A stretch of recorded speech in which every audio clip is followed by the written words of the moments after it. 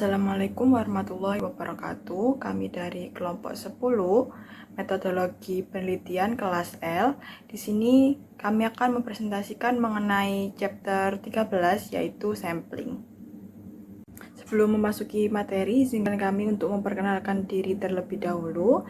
Saya Intan Dwi Lestari dengan MPM akhir 226. Ada Marta Uli PR Manurung MPM akhir 103. Kemudian Anastasia Cindy Eka Putri NPM akhir 207 dan Abel Dwi Pratiwi NPM akhir 229. Baik, di sini saya akan memulai dengan introduction. Desain eksperimen dan survei sangat berguna untuk menjawab pertanyaan penelitian melalui pengumpulan data dan analisis data. Namun, semua itu menjadi tidak berarti kalau populasi yang dituju tidak tepat. Oleh karena itu, digunakanlah sampling, yaitu proses memilih sebagian dari populasi untuk mewakili keseluruhan.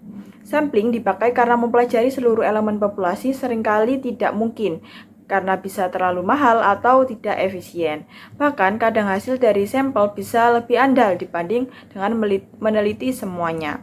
Misalnya dalam pengujian umur lampu bohlam, kita tidak bisa mengetes seluruh lampu karena nanti tidak ada lagi lampu yang bisa dijual. Kasus seperti itu disebut dengan destructive sampling.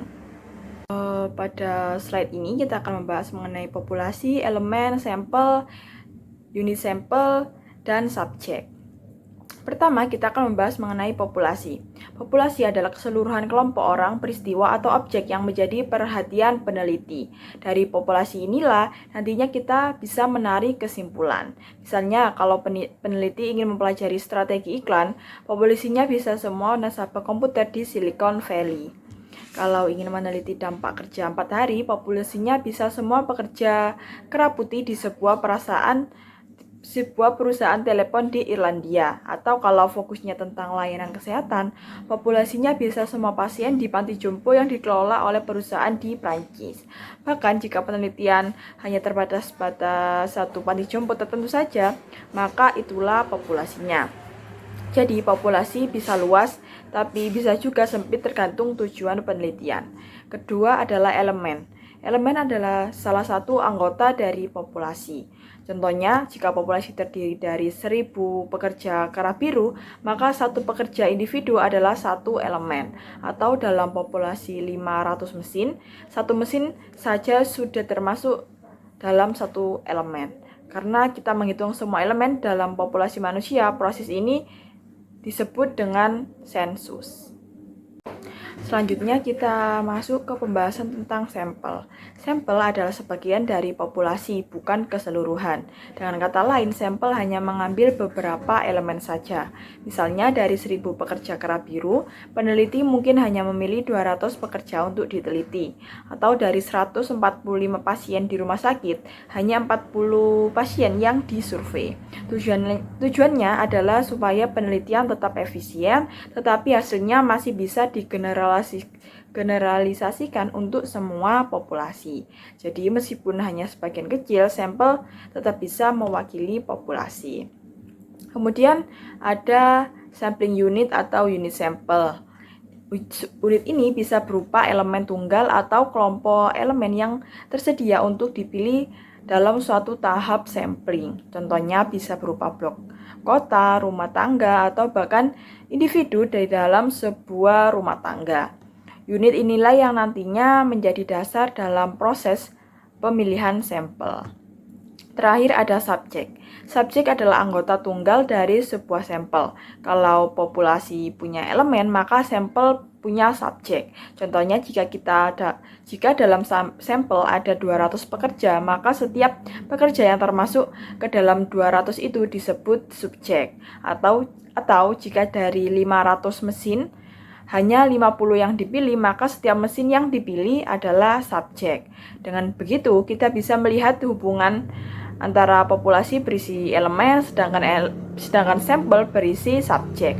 Dan untuk mengambil subjek dari populasi, kita menggunakan unit sampel sebagai dasar pemilihannya. Berikutnya kita membahas mengenai hubungan antara data sampel dan nilai populasi. Ketika kita melakukan penelitian, unit sampel seperti karyawan atau konsumen akan memberikan respon. Respon ini kemudian dianalisis dengan statistik, misalnya mean, median, atau mode. Perlu diingat bahwa statistik dipakai untuk menggambarkan sampel, sementara parameter menggambarkan populasi.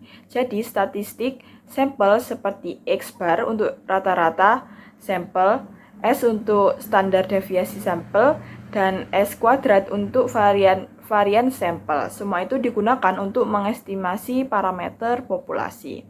Nah, parameter populasi biasanya dinyatakan dalam bentuk mu untuk mean populasi, dan sigma untuk standar deviasi populasi, kemudian sigma kuadrat untuk varians populasi.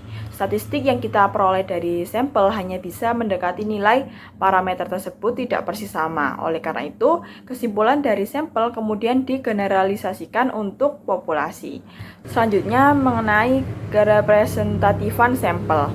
Pada kenyataannya, sampel jarang sekali persis sama dengan populasi. Contohnya rata-rata sampel X bar biasanya sedikit berbeda dengan rata-rata populasi atau mu.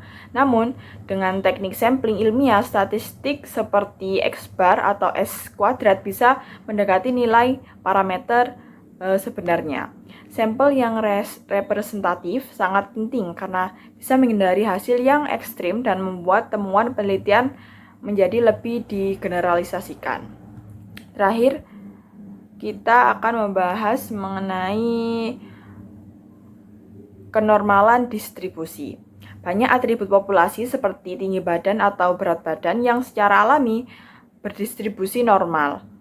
Terutama teorema limit tengah juga menjelaskan bahwa seiring bertambahnya ukuran sampel, maka distribusi dari rata-rata sampel X bar akan cenderung normal. Faktor kunci di sini adalah ukuran sampel dan desain sampling yang tepat. Jika sampel representatif, maka hasil penelitian akan lebih valid dan lebih mudah digeneralisasikan. Sekarang kita akan membahas mengenai proses sampling. Langkah pertama adalah menentukan populasi target. Di tahap ini kita harus jelas mendefinisikan siapa atau apa yang masuk ke dalam populasi. Harus ada penjelasan tentang elemen populasi, batasan geografisnya, dan juga rentang waktunya.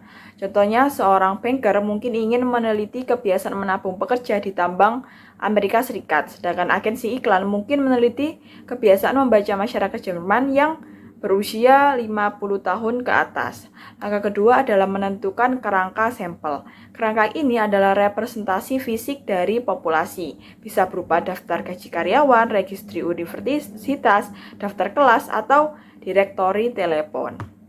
Tantangan yang sering muncul adalah data kerangka ini bisa saja tidak diperbarui sehingga menimbulkan error cakupan.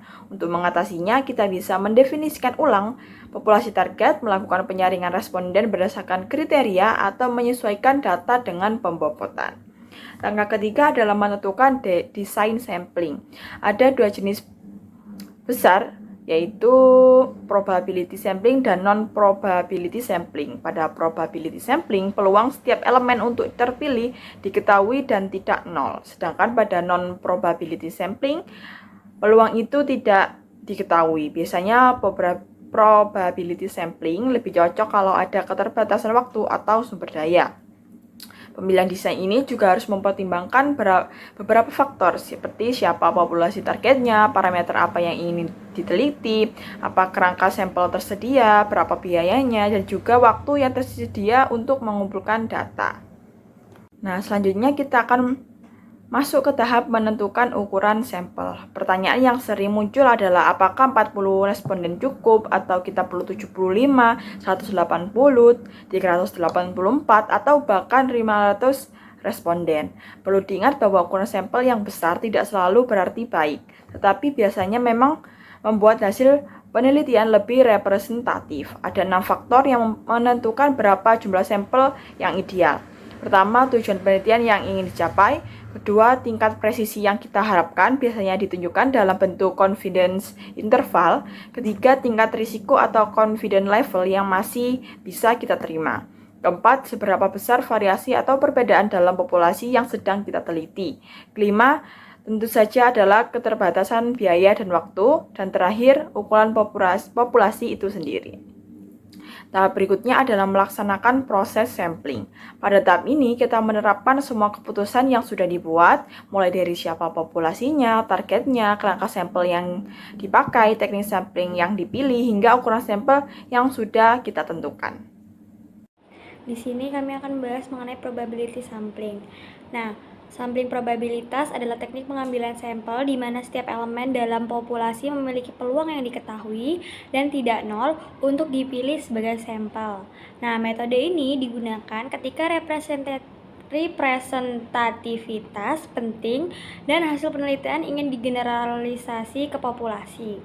Probability sampling ini dapat berupa unrestricted atau simple random sampling atau restricted complex random sampling. Nah, di sini tadi sudah dibagi dua, yaitu unrestricted atau simple random sampling dan juga restricted random atau complex probability sampling. Untuk simple random sampling sendiri, dalam desain ini setiap elemen dalam populasi itu memiliki peluang yang sama untuk dipilih. Contohnya itu jika ada 1000 elemen dan kita butuh sampel 100, kita itu bisa mengundi secara acak. Kini komputer dapat menghasilkan angka acak sehingga tidak perlu undian manual. Keunggulannya itu bias paling sedikit, hasil sangat generalizable. Sedangkan kelemahannya itu mahal dan butuh daftar populasi yang lengkap, bisa merepotkan untuk populasi yang memang sangat besar. Lalu ada kompleks probability sampling itu dibagi menjadi 4. Yang pertama itu ada systematic sampling, itu memilih setiap elemen ke N dari daftar populasi dimulai dari titik acak. Misalnya itu memilih setiap rumah ke-7 dari 260 rumah. Risikonya itu bisa bias jika ada pola sistematis dalam populasi. Lalu yang kedua ada stratified random sampling atau sampling acak bertingkat. Nah, populasi ini dibagi ke dalam strata atau kelompok homogen, lalu sampel itu dipilih dari tiap strata secara acak. Tipenya itu ada dua, yaitu proporsional dan juga tidak proporsional. Proporsional sendiri itu jumlah sampel itu sesuai proporsi populasi, sedangkan kalau tidak proporsional itu jumlah tidak sesuai proporsi, biasanya untuk strata kecil atau variatif. Terus ada yang ketiga, cluster sampling. Populasi itu dibagi ke dalam kelompok atau klaster alami. Kemudian beberapa klaster itu dipilih secara acak. Semua atau sebagian anggota klaster itu terpilih dijadikan sampel. Lebih hemat biaya, tapi generalisasinya lebih lemah dibandingkan stratifikasi. Terus ada double sampling. Itu memilih sampel, lalu dari sampel tersebut itu dipilih lagi subsampel untuk informasi tambahan. Selanjutnya adalah non-probability sampling. Nah, dalam non-probability sampling, peluang tiap elemen untuk dipilih tidak diketahui. Hasilnya itu tidak bisa digeneralisasikan ke seluruh populasi, tetapi metode ini berguna ketika keterbatasan waktu, biaya, atau tujuan eksplorasinya itu menjadi prioritas. Ada dua kategori, yaitu convenience sampling dan juga purposive sampling. Nah, di sini kan non-probability sampling itu ada dibagi menjadi dua, convenience sampling dan juga purposive sampling. Sedangkan purposive sampling ini dibagi menjadi dua lagi. Nah, kita bahas dulu yang convenience sampling. Nah, ini mengumpulkan informasi dari anggota populasi yang paling mudah diakses. Contohnya, kalau di sini Pepsi Challenge di mall atau mewawancari penonton pertama yang akan keluar dari bioskop.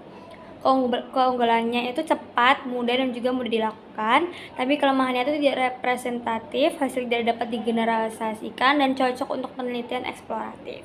Lalu yang kedua, purposive sampling ini bagi menjadi dua, judgment sampling sama quota sampling. Judgment sampling sendiri itu subjek yang dipilih berdasarkan pertimbangan peneliti tentang siapa yang paling tahu atau bisa memberikan informasi terbaik.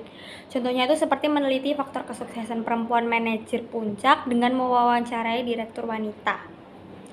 Lalu ada kuota sampling. Kuota sampling sendiri itu menetapkan jumlah sampel dari tiap kelompok populasi lalu memilih secara acak. Contohnya dari populasi 60% buruh dan 40% staf kantor, untuk sampel 30 orang dipilih misalnya 18 buruh dan 12 staf gitu. Jadi memang sudah ada proporsinya masing-masing. Baik, di sini saya akan menjelaskan tentang masalah presisi dan keyakinan dalam menentukan ukuran sampel.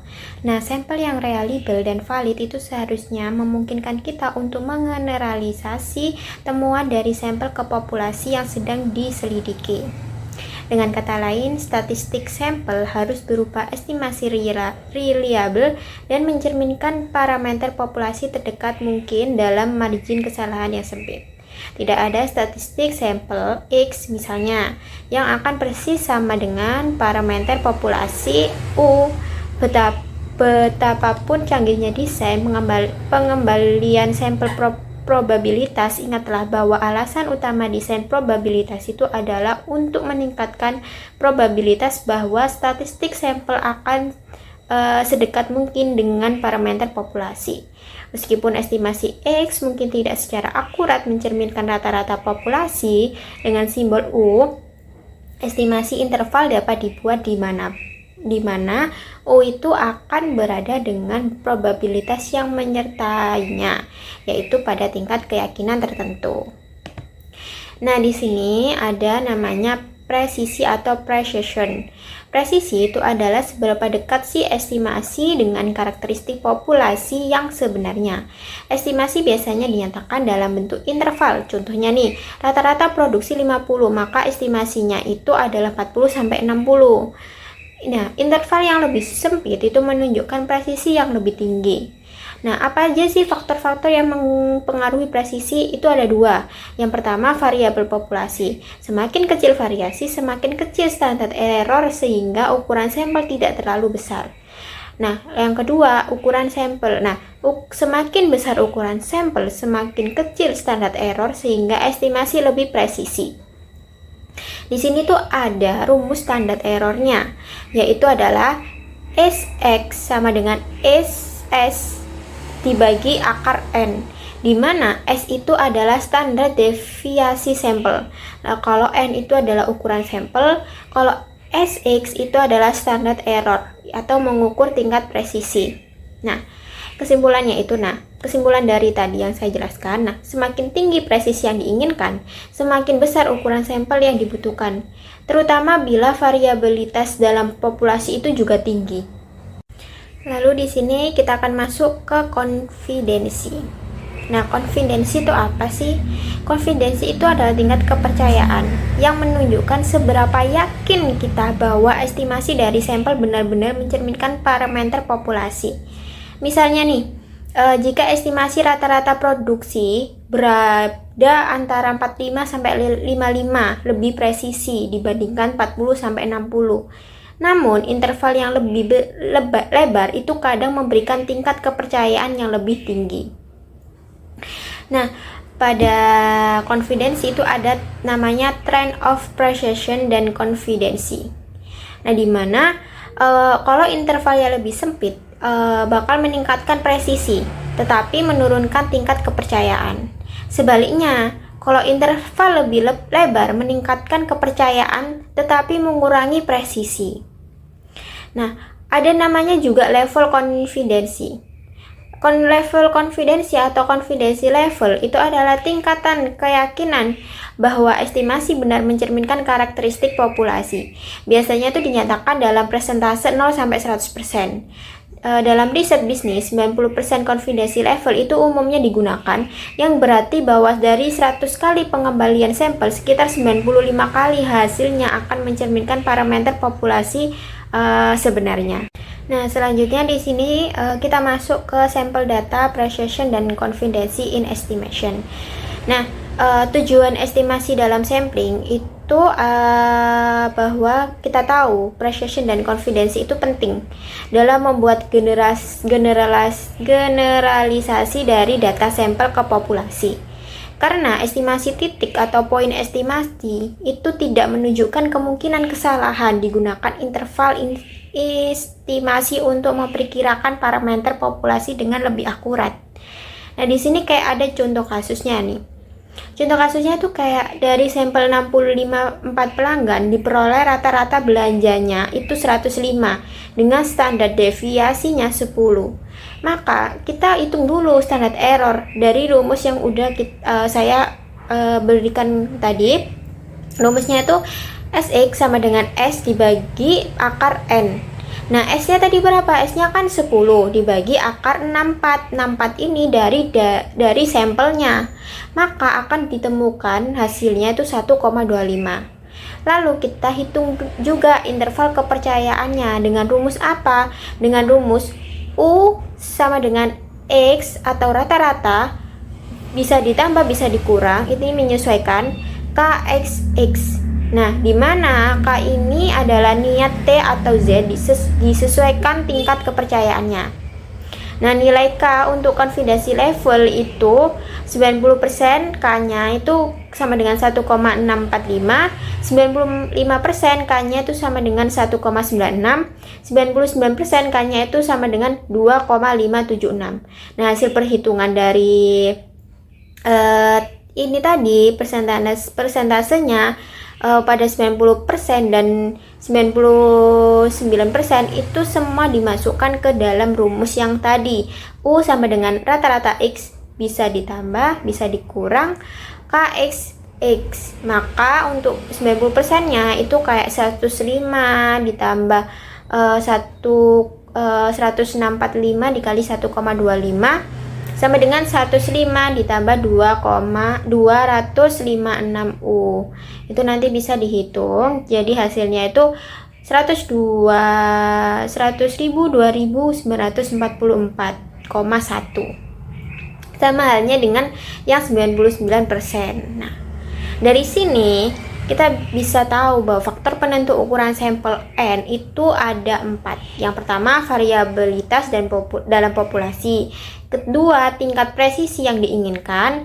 Ketiga, tingkat konfidensi yang diinginkan. Keempat, jenis metode sampling yang digunakan. Misalnya, simple random versus stratified. Sekarang kita masuk ke dalam materi trade-off between confidence and precision. Nah, trade-off confidence dan presisi itu jika ingin presisi lebih tinggi atau confidence lebih tinggi atau keduanya, maka harus ukuran sampel itu harus ditingkatkan. Jika ukuran sampel N tidak bisa ditambah, misalnya karena biaya, maka untuk menjaga presisi kita itu harus mengorbankan tingkat konfidensinya. Atau sebaliknya, untuk menjaga konfidensi kita itu mengorbankan presisi. Nah, di sini ada gambar A dan gambar B.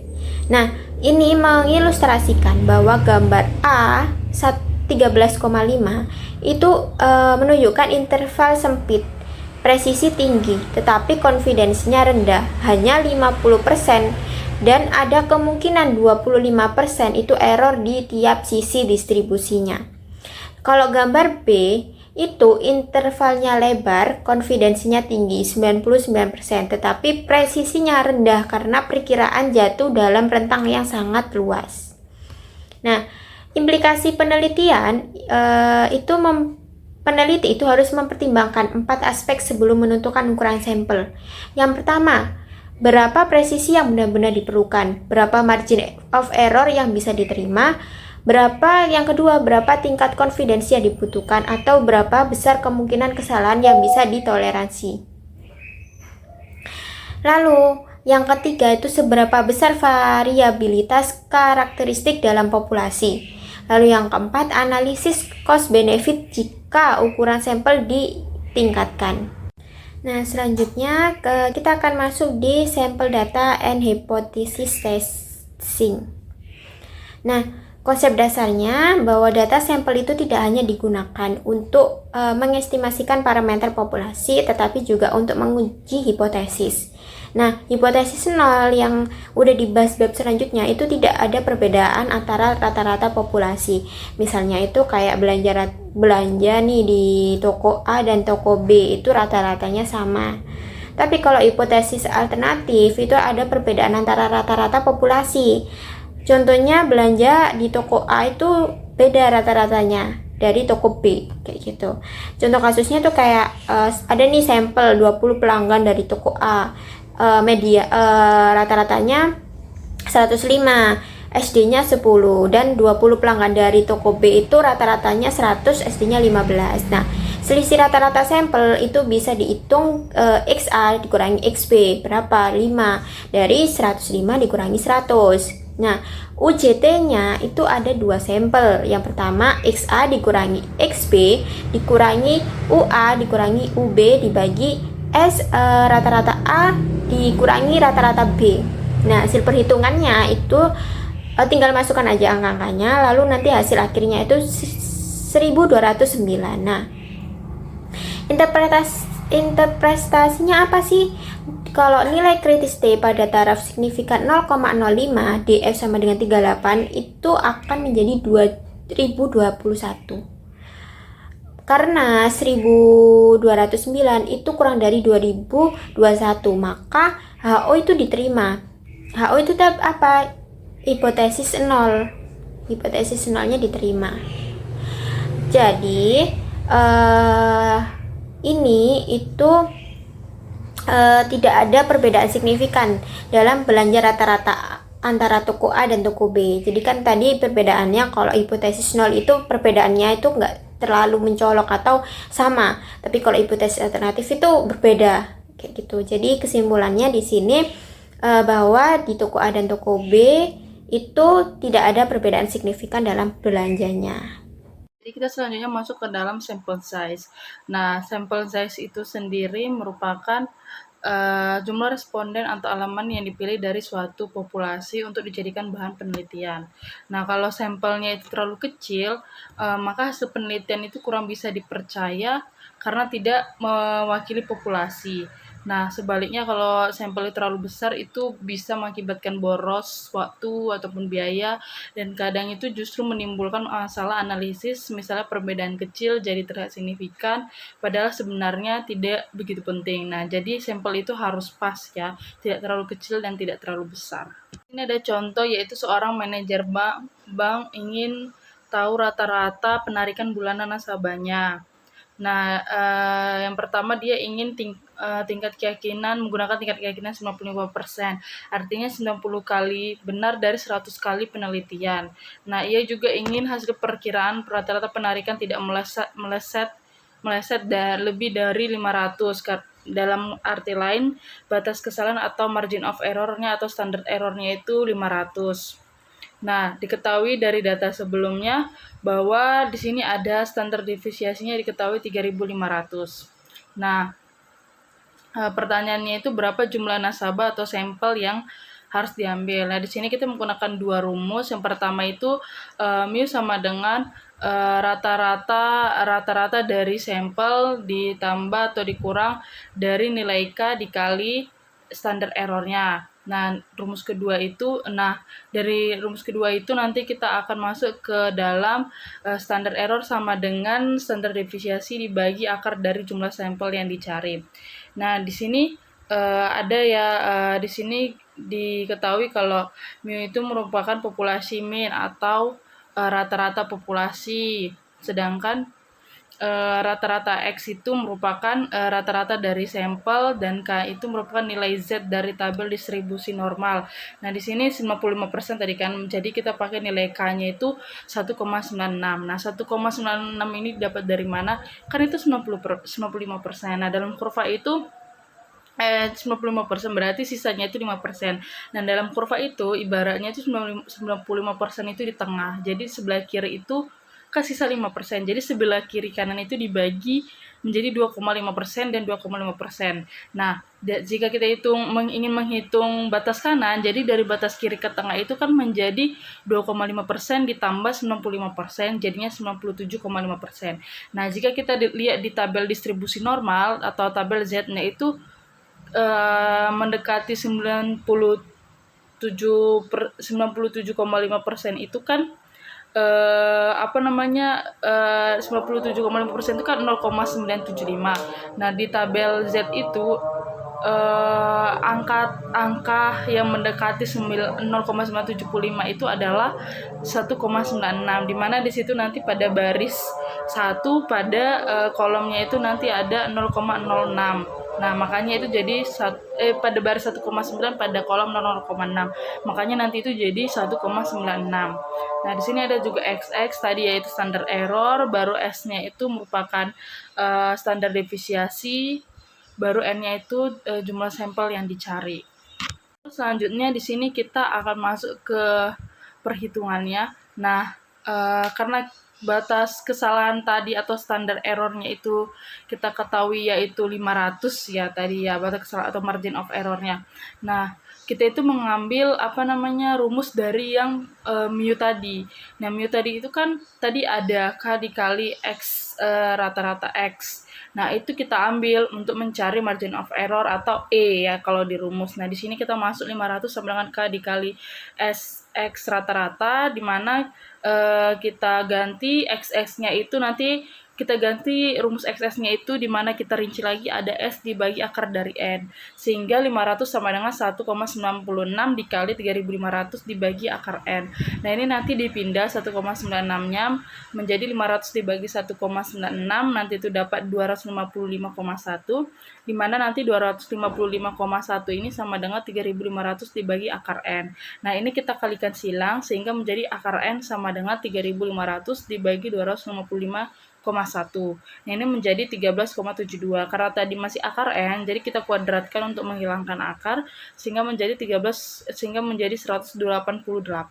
Nah, jadi di sini kesimpulannya jumlah sampel yang dibutuhkan itu adalah 188 orang. Nah, dari rumus tadi, N-nya tadi kan 1,188. Artinya, agar rata-rata perkiraan penarikan bulanan tidak meleset lebih dari 500 dengan keyakinan 95% tadi, nah bank itu harus meneliti 188 nasabah. Tapi, di sini itu ada problem atau masalah. Masalahnya itu apa? Masalahnya itu tadi kan saya ingin menambahkan kalau sebenarnya tadi kan 95%. Nah, kalau dia menjadi 99% tuh kita kepercayaannya kita pengen ubah lebih tinggi lagi. Nah, itu bisa 99% itu di kalau kita lihat di tabel Z itu 0,3 berapa gitu kan. Nah, itu kalau dibagi lagi bisa kita dapat 300-an atau lebih dari 188. Nah, itu berarti kembali lagi kayak tergantung kita gitu. Seperti itu.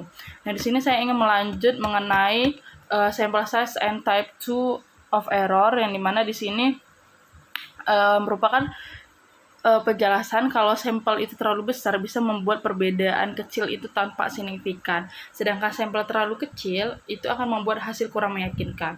Jadi kembali lagi ukuran itu harus pas agar hasil lebih valid dan bermanfaat. Lalu ada di sini ada signifikansi statistik versus praktis. Nah, signifikan secara statistik itu belum tentu penting secara praktik. Hubungan kecil bisa nyata secara angka tapi tidak berguna dalam penerapan nyata. Jadi harus kembali lagi ke praktisnya atau penerapan nyatanya. Yang ketiga, aturan praktis. Nah, aturan praktis itu umumnya itu 30-500 sampel itu cukup. Tiap kelompok minimal 30, eksperimen sederhana 10-20, dan multivariat itu kurang lebih 10 kali jumlah variabel. Nah, di sini ada efisiensi sampling. Stratified sampling itu biasanya itu paling efisien digunakan ya. Sementara cluster sampling itu kurang efisien. Pemilihan metodenya itu harus menimbang biaya, waktu, dan ketelitian. Yang namanya juga cluster ya. Yang selanjutnya itu ada sampling dalam penelitian kualitatif. Nah, penelitian kualitatif itu biasanya memakai non-probability sampling seperti purposive atau pilihan yang relevan dan theoretical atau berhenti saat data jenuh. Nah, ukuran sampel ditentukan sampai informasi baru tidak muncul lagi. Hasilnya ada implikasi manajerial. Nah, di sini dengan memahami desain dari ukuran sampel, nah manajer itu bisa menilai metode, biaya, resiko, serta memastikan hasil penelitian relevan dan layak dipakai untuk kebutuhan bisnis. Kelompok kami, maaf jika ada salah kata. Wassalamualaikum warahmatullahi wabarakatuh.